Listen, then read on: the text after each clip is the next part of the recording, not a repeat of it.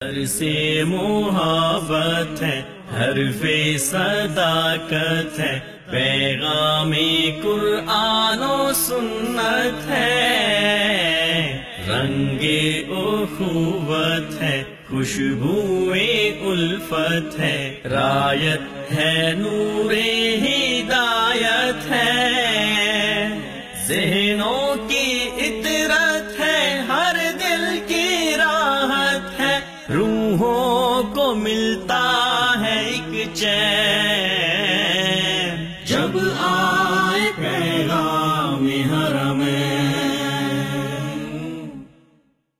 خطبہ حرم مدنی فضیلت الشیخ ڈاکٹر علی بن عبد الرحمن الحذیفی حافظہ اللہ۔ عنوان: موت اٹل حقیقت۔ 19 محرم الحرام 1438 ہجری بمطابق 21 اکتوبر 2016۔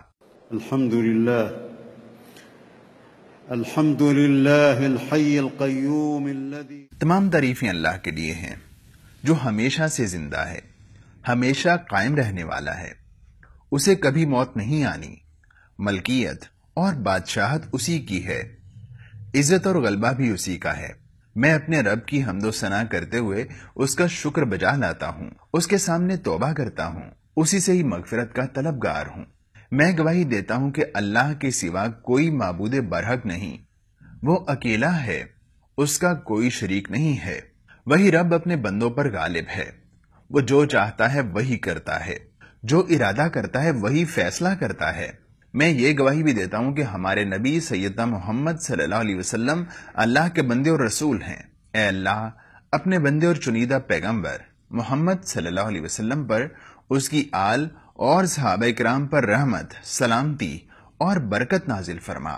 حمد و ثنا کے بعد اللہ تعالیٰ سے اس کی رضامندی مانگا کرو اور اس کی نافرمانی سے دور رہ کر اس کا تقوی اختیار کرو۔ تقوی اختیار کرنے سے تمہاری دنیا سنور جائے گی۔ آئندہ زندگی کے متعلق جو تمہیں ڈر اور خوف ہیں، تقوی ان سے بچانے میں تمہاری مدد کرے گا۔ تقوی انسان کو تباہیوں اور ہلاکتوں سے بچاتا ہے، اور اسے اختیار کرنے والوں سے اللہ تعالیٰ نے جنت کا وعدہ کیا ہے۔ بندگان خدا، ہر انسان دنیاوی فائدے حاصل کرنے اور دنیاوی معاملات بہتر کرنے کی کوشش کرتا ہے، اپنی معیشت کی بہتری کے لیے جد و جہد کرتا ہے۔ بہت تھوڑے لوگ ایسے ہیں جو دنیاوی کامیابی کے ساتھ آخرت کی کامیابی کے لیے بھی کوشاں رہتے ہیں۔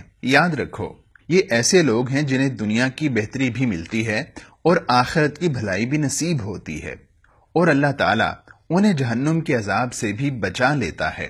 دنیا میں ایسے لوگ بھی ہیں جو صرف دنیاوی زندگی کی کامیابی کی کوشش کرتے ہیں اور آخرت کی زندگی کو بالکل یاد نہیں کرتے، بلکہ اسے بھول جاتے ہیں۔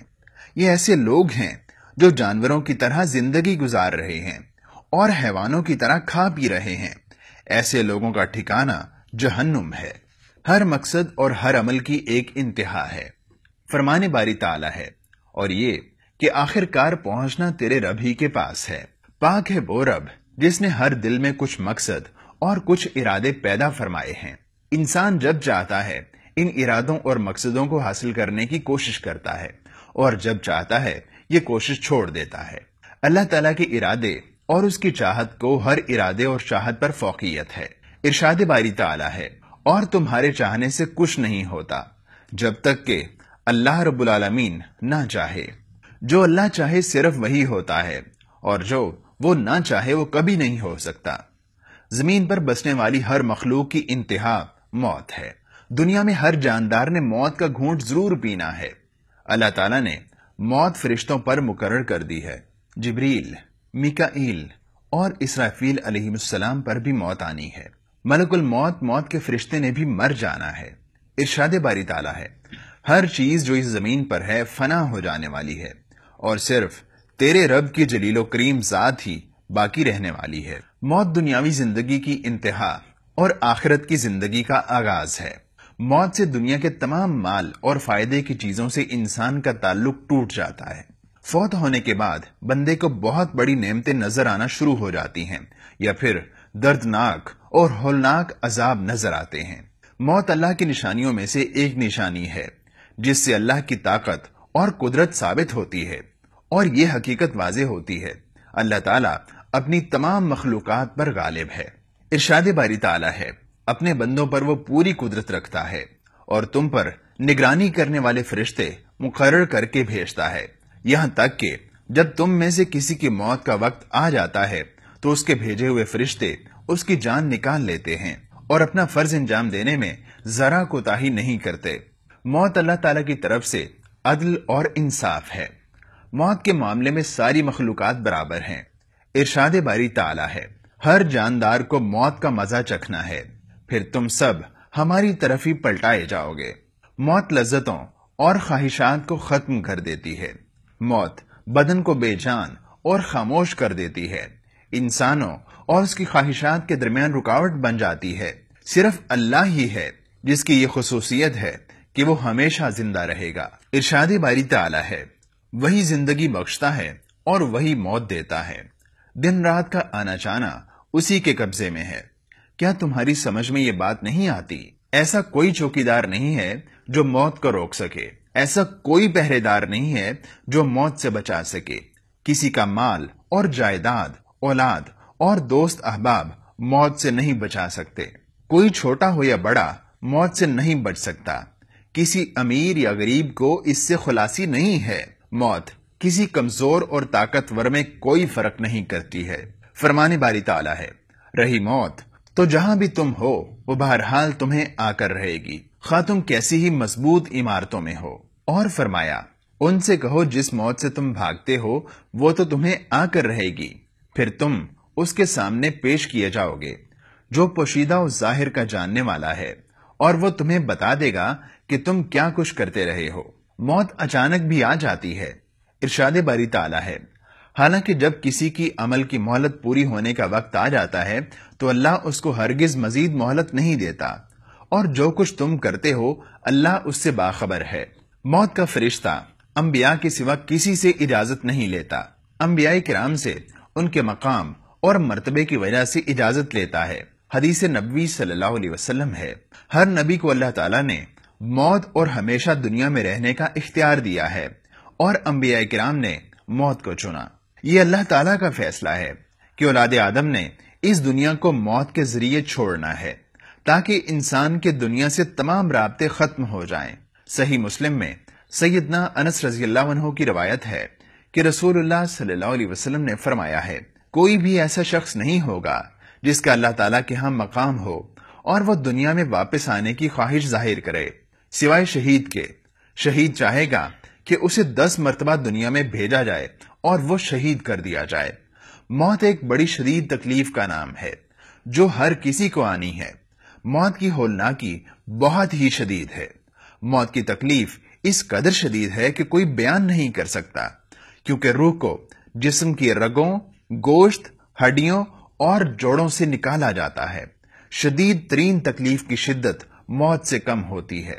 ترمذی میں سیدہ عائشہ رضی اللہ عنہا کی حدیث ہے، وہ کہتی ہیں کہ میں نے رسول اللہ صلی اللہ علیہ وسلم کو موت کے مرض میں دیکھا کہ آپ صلی اللہ علیہ وسلم کے پاس پانی کا ایک پیالہ تھا، اس میں ہاتھ ڈال کر آپ صلی اللہ علیہ وسلم اپنے چہرہ مبارک پر پھیرتے اور فرماتے اے اللہ موت کی شدتوں اور سختیوں پر میری مدد فرما۔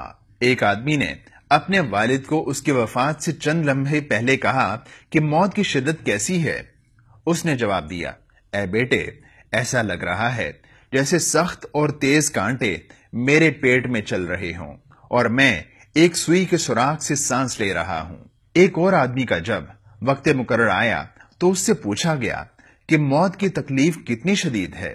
اس نے جواب دیا ایسے لگ رہا ہے جیسے میرے پیٹ میں خنجر چل رہے ہوں۔ ایک اور سے موت کی ہولناکی کے بارے میں پوچھا گیا تو اس نے جواب دیا ایسے محسوس ہو رہا ہے جیسے میرے پیٹ میں آگ بھڑک رہی ہو۔ جس انسان کو موت یاد ہے اس کا دل نرم ہو جاتا ہے، اس کے اعمال اچھے ہو جاتے ہیں، وہ گناہ کرنے کی جرت نہیں کرتا، اللہ کی طرف سے فرض کردہ کاموں میں غفلت نہیں کرتا، دنیا کی رنگینیاں اسے دھوکہ نہیں دے سکتی، وہ اپنے رب کی ملاقات اور جنت میں داخل ہونے کا خواہش مند ہوتا ہے۔ اور جسے موت یاد نہ ہو اس کا دل سخت ہو جاتا ہے، اس کی ساری توجہ صرف دنیا کی طرف ہو جاتی ہے، اس کے اعمال برے ہوتے ہیں، اس کی خواہشات بہت زیادہ ہو جاتی ہیں۔ موت کی یاد بہت بڑی نصیحت ہے۔ ترمذی اور نسائی میں سیدنا ابو ہریرہ رضی اللہ عنہ کی روایت ہے کہ رسول اللہ صلی اللہ علیہ وسلم نے فرمایا، لذتوں کو ختم کر دینے والی موت کو ہمیشہ یاد رکھا کرو۔ اس حدیث کا معنی ہے کہ لذتوں کو توڑ دینے والی اور انہیں ختم کر دینے والی موت کو ہمیشہ یاد رکھو۔ سنن ترمذی میں سیدنا ابی بن کعب رضی اللہ عنہ کی روایت ہے کہ جب رات کا 1/3 حصہ گزر جاتا تو آپ صلی اللہ علیہ وسلم بیدار ہو کر فرماتے تھے، اے لوگو، ایسی موت آنے والی ہے جس سے لوگ کہاں اٹھیں گے۔ سیدنا ابو درداء رضی اللہ عنہ کہتے ہیں، انسان کو نصیحت کے لیے موت کافی ہے۔ آج تم لوگ گھروں میں زندگی بسر کر رہے ہو اور کل قبروں میں چلے جاؤ گے۔ موت کی تیاری میں سعادت، اللہ کی توفیق اور کامیابی ہے۔ موت جنت کا دروازہ ہے یا پھر دوزخ کا۔ اللہ رب العزت کی توحید کا اقرار کر کے اور اکیلے اللہ تعالیٰ کی عبادت کر کے اور اپنے آپ کو شرک سے بچا کر موت کی تیاری کرنی چاہیے۔ سنن ترمذی میں سیدنا انس رضی اللہ عنہ کہتے ہیں کہ رسول اللہ صلی اللہ علیہ وسلم نے فرمایا، اللہ تعالیٰ فرماتا ہے، اے انسان، اگر تو میرے پاس زمین بھر غلطیاں لے کر آئے اور ان میں شرک نہ ہو تو میں تمہیں زمین بھر بخشش عطا کر دوں گا۔ اللہ تعالیٰ نے جو حدیں مقرر کر دی ہیں، جن فرائض کو ادا کرنا ضروری قرار دیا ہے، انہیں ادا کر کے موت کی تیاری کرو۔ ارشاد باری تعالیٰ ہے، یقین کر لیجئے کہ جو مرد اور جو عورتیں مسلمان ہیں، مومن ہیں، مطیع فرمان ہیں، سچے ہیں، صابر ہیں، اللہ کے آگے جھکنے والے ہیں، صدقہ دینے والے ہیں، روزہ رکھنے والے ہیں، اپنی شرمگاہوں کی حفاظت کرنے والے ہیں اور اللہ کو کثرت سے یاد کرنے والے ہیں، اللہ نے ان کے لیے مغفرت اور بڑا اجر تیار کر رکھا ہے۔ کبیرہ گناہوں سے اپنے آپ کو بچا کر بھی موت کی تیاری کرو۔ ارشاد باری تعالیٰ ہے، اگر تم ان بڑے بڑے گناہوں سے پرہیز کرتے رہو جن سے تمہیں منع کیا جا رہا ہے تو تمہاری چھوٹی موٹی برائیوں کو ہم تمہارے حساب سے ساکت کر دیں گے اور تم کو عزت کی جگہ داخل کریں گے۔ اللہ کی مخلوق کے حقوق ادا کر کے موت کی تیاری کرو۔ یاد رکھو، حقوق اللہ میں سے اللہ تعالیٰ شرک کے سوا جسے چاہیں گے معاف کر دیں گے، مگر بندوں کے حقوق اس وقت تک اللہ تعالیٰ بھی معاف نہیں فرمائے گا جب مظلوم کو ظالم سے بدلہ نہ لے کر دے۔ انسان کو چاہیے کہ اس کی وصیت تیار رہنی چاہیے، کیونکہ کوئی خبر نہیں کہ کب موت آ جائے۔ جب یہ آیت نازل ہوئی، بس یہ حقیقت ہے کہ جسے اللہ ہدایت بخشنے کا ارادہ کرتا ہے اس کا سینہ اسلام کے لیے کھول دیتا ہے۔ تو نبی صلی اللہ علیہ وسلم نے فرمایا، یہ ایک نور ہے جو اللہ کی طرف سے بندے کے دل میں ڈال دیا جاتا ہے۔ صحابہ اکرام نے پوچھا، اس نور کی نشانی کیا ہے؟ آپ صلی اللہ علیہ وسلم نے فرمایا، اس کی نشانی یہ ہے کہ انسان دنیا کی رنگینیوں سے دور ہو کر آخرت کی تیاری کے لیے اپنی موت کو ہمیشہ یاد رکھتا ہے۔ اگر کسی کو خیر و بھلائی کرتے ہوئے موت آئی تو یہ بہت بڑی سعادت اور کامیابی ہے، کیونکہ حدیث نبوی صلی اللہ علیہ وسلم ہے کہ انسان کے اعمال کا دار و مدار اس کے خاتمے پر ہے۔ سنن ابو داود میں سیدنا معاذ رضی اللہ عنہ کی روایت ہے کہ رسول اللہ صلی اللہ علیہ وسلم نے فرمایا، دنیا سے رخصت ہوتے وقت جس کے آخری الفاظ لا الہ الا اللہ ہوں گے تو وہ جنت میں داخل ہو جائے گا۔ اگر کوئی آدمی موت کے مرض میں ہو تو اسے نرمی، شفقت اور پیار سے لا الہ الا اللہ پڑھنے کی ترغیب دلائی جائے اور اسے یہ پڑھنے پر مجبور نہ کیا جائے، کیونکہ وہ اس وقت شدید تکلیف کی حالت میں ہوتا ہے۔ صحیح مسلم میں سیدنا ابو سعید خدری رضی اللہ عنہ کی روایت ہے کہ رسول اللہ صلی اللہ علیہ وسلم نے فرمایا، قریب الموت لوگوں کو لا الہ الا اللہ پڑھنے کی تلقین کرو۔ موت کو بھول کر گناہوں کا دلدادہ بن جانا بہت بڑی بدبختی ہے، کیونکہ ایسا آدمی اللہ کی توحید کو بھی بھول جاتا ہے۔ ظلم و زیادتی، قتل اور ڈکیتی جیسے جرائم معمولی سمجھ کر ان کا ارتکاب کر لیتا ہے۔ ایسا آدمی بندوں کے حقوق غصب کرتا ہے، شہوات اور لذتوں میں حرام اور غلط طریقے سے مبتلا ہو جاتا ہے۔ ایک ایسا وقت آتا ہے کہ وہ ان گناہوں کی دلدل میں دھنسا ہوتا ہے اور اسے پتہ بھی نہیں چلتا کہ اچانک موت آ جاتی ہے، مگر اس وقت اپنی بدبختی پر شرمندگی اور حسرت کا کوئی فائدہ نہیں ہوگا۔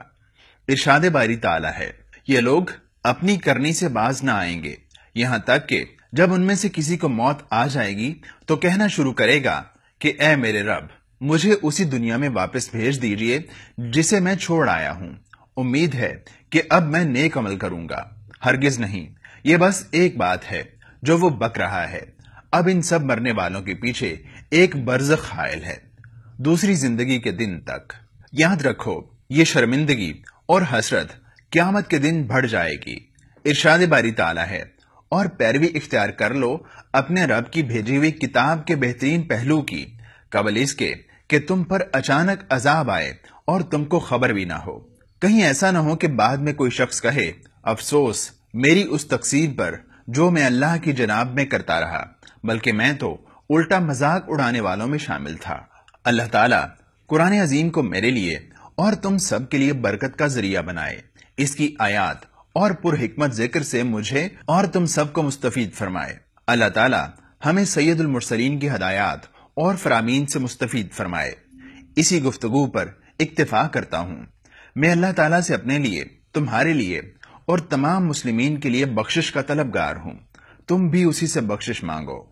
الحمد للہ رب العالمین الملک الحق المبین۔ تمام تعریفیں اللہ کے لیے جو تمام جہانوں کا رب ہے، وہ بادشاہ ہے، اس کی حکمت اور مکمل حجت ہے۔ اگر وہ چاہے تو تمام لوگوں کو ہدایت دے دے۔ میں اپنے رب کی حمد و ثنا کرتا ہوں، اس کے سامنے توبہ کرتا ہوں، اس سے بخشش مانگتا ہوں۔ میں گواہی دیتا ہوں کہ اللہ کے سوا کوئی معبود برحق نہیں ہے، وہ اکیلا ہے، اس کا کوئی شریک نہیں ہے، وہی رب ہی طاقتور اور غالب ہے۔ میں یہ گواہی بھی دیتا ہوں کہ ہمارے نبی سیدنا محمد صلی اللہ علیہ وسلم اللہ کے بندے اور رسول ہیں۔ آپ صلی اللہ علیہ وسلم وعدہ پورا کرنے والے امانت دار تھے۔ اے اللہ، اپنے بندے اور رسول محمد صلی اللہ علیہ وسلم پر، ان کی آل پر، صحابہ کرام پر اور تا قیامت ان کی نقش قدم پر چلنے والوں پر رحمت، سلامتی اور برکت نازل فرما۔ اما بعد، اللہ سے اسی طرح ڈرو جس طرح ڈرنے کا حق ہے۔ کامیابی صرف خوف خدا رکھنے والوں کے لیے ہے۔ اے اہل اسلام، ارکان اسلام کو قائم رکھ کر اور اپنے آپ کو ظلم و زیادتی اور دیگر گناہوں سے بچا کر اپنے لیے حسین خاتمے کے اسباب پیدا کرو۔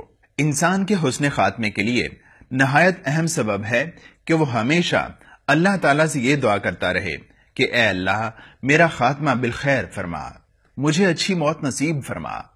ارشاد باری تعالیٰ ہے، مجھے پکارو، میں تمہاری دعائیں قبول کروں گا۔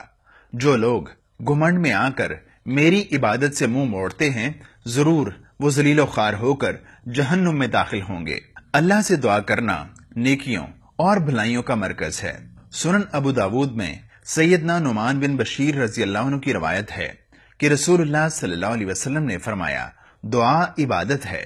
آپ صلی اللہ علیہ وسلم اکثر یہ دعا پڑھا کرتے تھے، اے اللہ، تمام معاملات میں ہمیں اچھے انجام سے نواز دے، ہمیں دنیا کی رسوائی اور آخرت کے عذاب سے بچا لے، اور مرنے سے پہلے مصیبتوں سے بچا لے۔